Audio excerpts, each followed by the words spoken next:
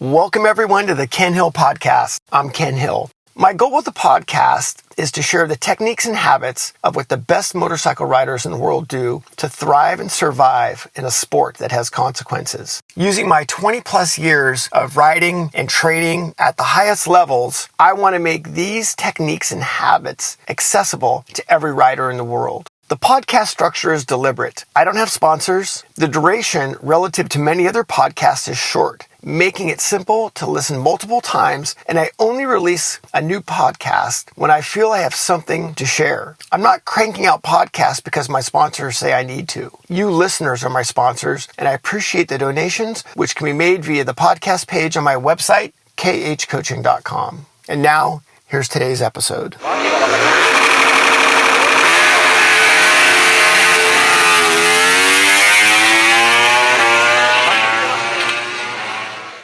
Welcome to the Ken Hill Podcast. This is your host, Ken Hill.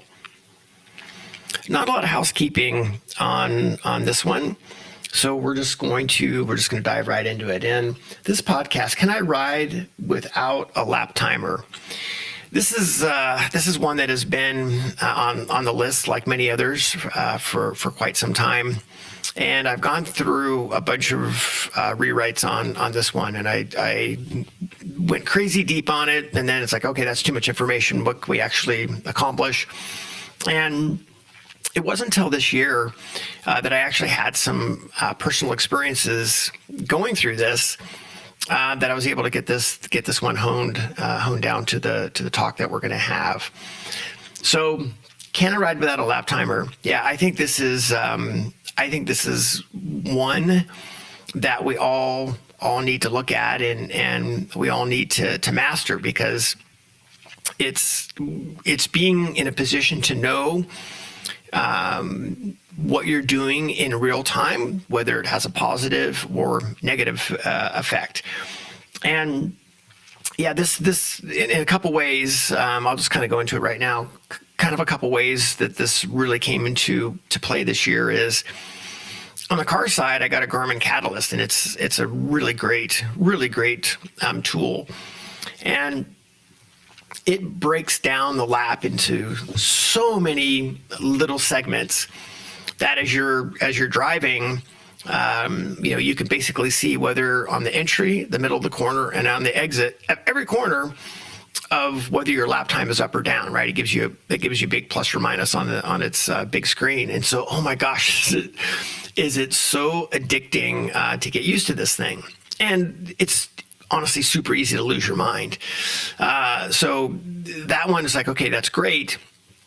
But there ends up being a tendency to want to push in the wrong places because you're chasing this lap time. And the other one is a story that I did a race this year, and it was a mini bike race. We did a 6-hour mini bike race, and it was oh my gosh, it was literally a knife fight every corner for 6 hours, and I did 2 1-hour stints. First bike I rode had a lap timer. Second bike I rode did not have a lap timer, and I had never ridden the bike before my stint. And so, jumping on that bike, and of course trying to figure it out. And there's no lap timer. Well, we knew from the other people riding the bike what their lap times were, and of course, I wanted to run a good lap time because that's what we do, and I wanted to be competitive. And so, without a lap timer, how do you know it's any good? And I was also riding at night, so it was a night session under the lights, but there was a bunch of places on the track that were dark, and so, having to double down on all of my feel references and all of my visual references that I could is what allowed me to be able to ride a thing, and it ended up going pretty well on it. I think don't quote me quite on this, but I think I was only 3/10 off, or maybe 4/10 off the best lap time on that bike without a lap timer. So these were experiences that really sort of brought this topic back to the top, as well as working with a bunch of students this year that are, of course, very lap time focused, but I'm not going to allow them to run a lap timer initially. And we have to concentrate on, of course, where the bike is and all the other techniques and objectives that we work on. And it's typically a pretty massive surprise that when they do put a lap timer on, they're like, wow, that's quicker, but I didn't feel like I was going any faster. And that's, again, getting more technique based. So that's what we're going to dive into on this podcast, and I hope you enjoy it. Can I ride without a lap timer? You want to check your weight? Yeah, you get on a scale. You want to check your checking account balance, right? You go online and look at your account balance. Want to know your lap time? You look at your lap timer. Yeah, the number on your scale or your bank balance or your lap time is a reference, but it's a reference from a near infinite number of actions. And too often we only rely on this as the point of reference instead of relying or understanding what's happening during the process of your lap time. And the funny thing is we all know when your weight goes up or down because we have other references. When without looking at your bank balance whether your account is up or down because of the things that you're doing in real time. So can you do that on track? Do you know where your lap time is going to be obviously without some gigantic swing, but do you know what your lap time is going to be, better or worse? And I think this is a real hallmark of somebody that has a grasp of their riding technique, their grasp of conditions, their ability to know where they're pushing and where they have opportunity. And that's what this podcast is really going to be about is trying to unpack some of these things. So the first thing is there is a lot to this one, but I'm going to go and give you some references on a couple of other podcasts that have a lot of information available on this. And one is feeling fast versus being fast, and the other one is feel references. There's a lot of the information in here is dovetailed from those podcasts and vice versa. So there's a lot of reconciliation that goes between them. So if you get a chance, go check out those podcasts as well, because there's a lot to it, especially the feeling fast versus being fast. That was a really fun podcast to do, and there's a great backstory to it with it as well. So all right. So without a lap timer, how do you know where your speed has come up? How do you know where your speed is slowed down?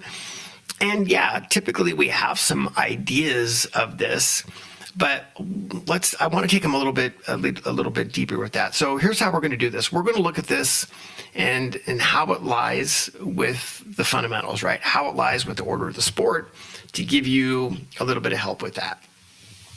So we start with the first fundamental, vehicle placement, right? And we look at, it's simply, am I on every apex? And that's the start of our conversation, right? If you're missing apexes, well, you're not going to be able to push or increase your speed. And to maintain that pace, missing apexes is going to be harder because you're going to end up having to run lean angle at either too early or too late. That's not going to be optimum for a lap time.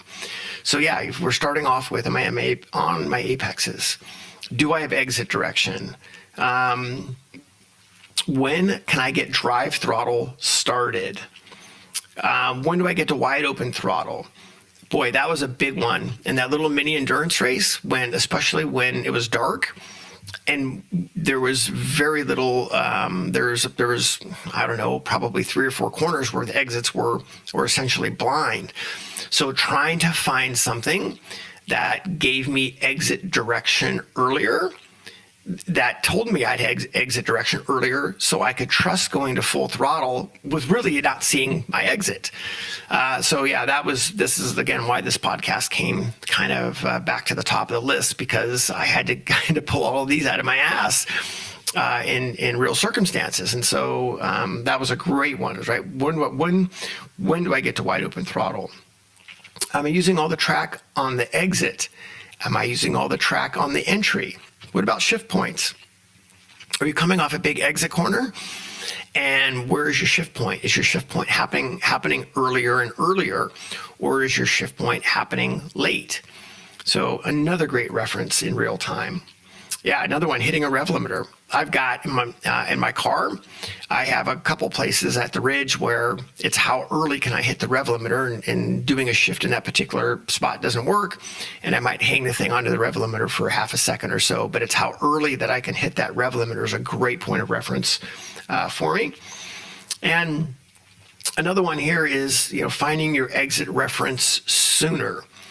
Because as your bike placement gets better, as it gets more concise, the needing to move your eyes to your exit sooner because the bike is placed more crisply is a big one. So just right here on vehicle placement, there's a lot of great things that you can do in real time to know how your lap time is going to be. So let's move to vision and focus. And vision and focus, it does really start with having a focus trigger. Thinking about your focus trigger as your internal conversation of what are you trying to accomplish for that session? What is my goal? What am I trying to accomplish? And where am I going to do that? And that starts your focus trigger. Another one is having a complete set of reference points. So one little point of that little mini endurance race I forgot to mention is that race was a 6-hour race, and in the middle of the race they changed the track. So we did a configuration, and then the second configuration essentially no one had ridden on. So I got on a bike that I'd never ridden before, so I had no idea of references with it, and I got on a track that I've never ridden before. So having to build a complete set of reference points, that's literally what my whole session was about. And again, I could reconcile that with brake pressure at turn in. I could reconcile that with how much track I'm using on the exit, et cetera, to know and adjust those references. So a complete set of reference points, this makes your job so much easier when you're trying to figure this out without a lap timer, because if you've accomplished that reference point correctly or not, what control you're using, et cetera. And this is a big step to that. So having a complete set of reference points. And that goes next to the next one, which is building a script, which your script is going from reference point to reference point. Because if you want 100% result from that particular reference point, you've got to stay in it. So if I want 100% from that exit, all I'm thinking about is exit. How much track? I can't tell you how many times I felt like I was going to, like my tires were halfway on the track and halfway in the grass in that little mini race, trying to maximize my exits, right? And so I'm just thinking about what I can do to make that happen. And the refocus trigger, right, which is staying in your script, making sure that if you get out of your script, and again, this was a knife fight for every corner. So I was on the track, and this particular stint on the track with much faster bikes. And so I was getting my, nose sawed off 2 or 3 times a lap. So having to get back into your script. And really, again, what this boils down to is being able to make proactive decisions. What do I want out of that segment? What do I want out of that reference? What am I trying to accomplish? So vision and focus, this is, really one of the hallmarks of being able to ride without a lap timer is being able to put all these things together. So motor controls. There's so many references here that we can pull down to with motor controls. But what it really starts down to is your brake release. Where am I releasing the brakes for the given corner? And the next one that dovetails into is neutral throttle. How much neutral throttle do I have? And I know, again, from whether it's car laps, car laps at the ridge, whether it's mini bike races, whatever it is the report card of how much neutral throttle do I have. And that is a big one, trying to minimize the amount of neutral throttle that you have, and being able to say, okay, well, I had a lot of neutral throttle in that corner the previous lap, so now I'm going to use my brakes lighter and longer at the end of this lap, try to get the bike pointed a little bit more concisely, so I can pick up the throttle earlier. So neutral throttle, huge one in being able to think about in real time. This also goes to, when does your drive start? So hang on there. Let's linger there. Not where you go back to the throttle, but where does your drive start? There are so many corners on the Moto America series that we work on a reference point for when we start our drive, because there's crazy long radius corners, a lot of blind exits. And if you waited to see your exit, then it's going to be too late. So thinking about when does your drive start, another great one. Deliberate initial and ending inputs is always a great one. And it's always one where I know I've told these stories 100 times, but the riders that end up having the most deliberate initial input, they almost always have the best lap time, and they almost always think it's slower. So great one. They're thinking about how we're going to pick up our lap time, how our lap time is going to be as our initial and ending inputs. And another one that we don't think about a lot, but this is a story that stuck with me, and I'm going to tell it, which is the bike talking to you? And this is something that I did nationals in 2004, 2005. And then when I decided I was going to do a couple more nationals in 2006. And of course, I was working at the Freddie school a lot, and got to ride with Freddie, a little bit. And Freddie would come up to me and go, "Ken, you're riding well." But he goes, you're a little too school smooth. He goes, "I'd like to see the bike move around more on the entry and move around more on the exit." That has been one of the key techniques for me improving my lap time. How is my bike moving around straight up and down braking and a turn in? And is my bike moving around on the exit? And if it's not, I know I've got room. So is the bike talking to you? Brake adjustability. So we look at track dynamics. Are we taking advantage of exit corners? Are we taking advantage of entry corners and balance corners? And this all goes back to what we talked about, is where your brake release is and how much neutral throttle you have. And another one to think about is brake pressure at turn in. And I know I just mentioned it. And if you're not sensing or feeling brake pressure at turn in, or you're having to add brake pressure at turn in, well, we know that there's lap time available there. So brake pressure at turn in is a great one on brake adjustability. That goes back to all the other things that we just talked about, right? Brake release, neutral throttle. And I also wrote down here as well, underlined, is the bike talking to you? I think that is a great one that falls under this category as well. Then we've got turn in rate and turn in point. And there's some really good things here that, especially on the car side, we work on as well. On the bike side, especially with a bike that is, say, stock or very soft, but one move from turn in to the slow point. Meaning, am I able to turn in and have a turn in rate in a linear fashion that goes from, say, straight up and down to the slow point, whatever the maximum lean angle is? Am I able to do that in one motion? And boy, you get your mind focused on that, and you'll be surprised at actually how much more entry speed is available to you to be able to do that. And then another great reference point we'll look at, and this is actually one on a very high level that we work on, is when does your knee touch? Is your knee touching early? Is your knee touching late? Is your knee on the ground a long time for the given radius?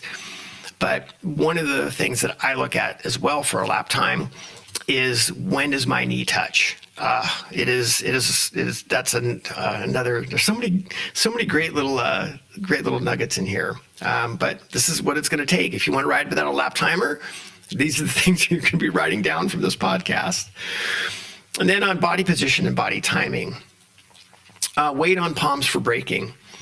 I know I said it in one of the other podcasts, especially it was the leg dangle one, which is there's times where when I'm starting to run a good pace that I'll actually dangle my leg because it forces me to put more weight on my hands.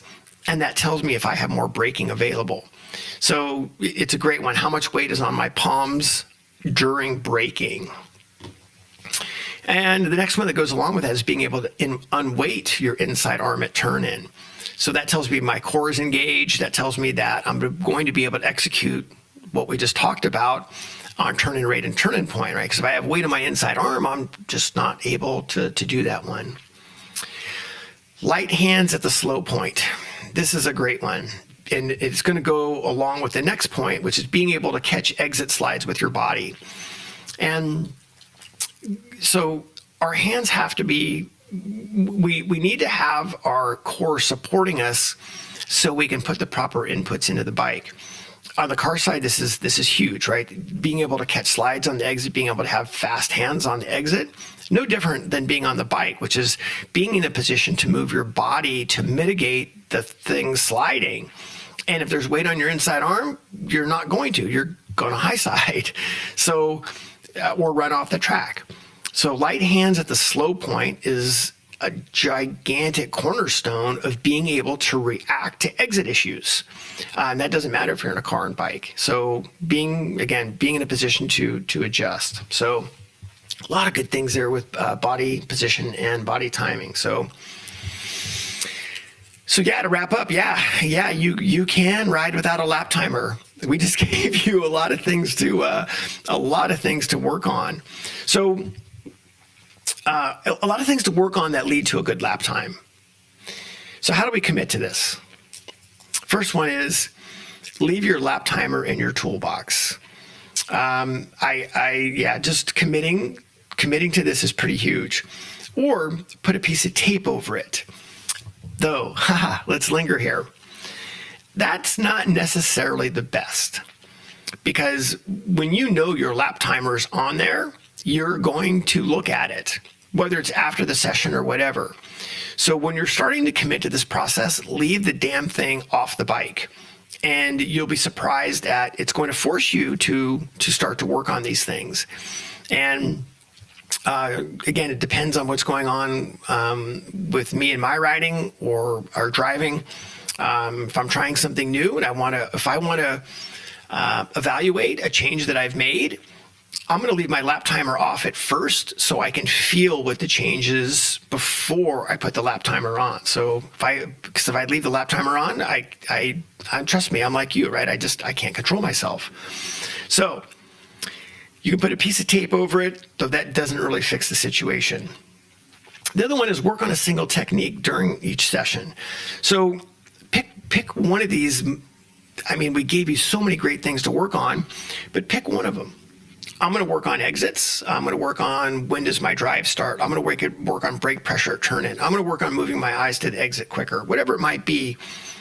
But commit to a single technique during a session. And that alone will make a big difference. And then you can start tying some things in. There's times where I'll work on brake release points on one half of the track, and I'll work on my exits on another half of the track. And then you start to tie those things together. So can you ride without a lap timer? Yeah, you can. You can, and you need to. This is something that you're going to get into a situation where your lap timer doesn't work, or something happens and you're like, oh my God, I can't ride. And no, you can. If you have all these other points built, you'll be surprised at what you can accomplish without it. Ken Hill Podcast 2021, all rights reserved.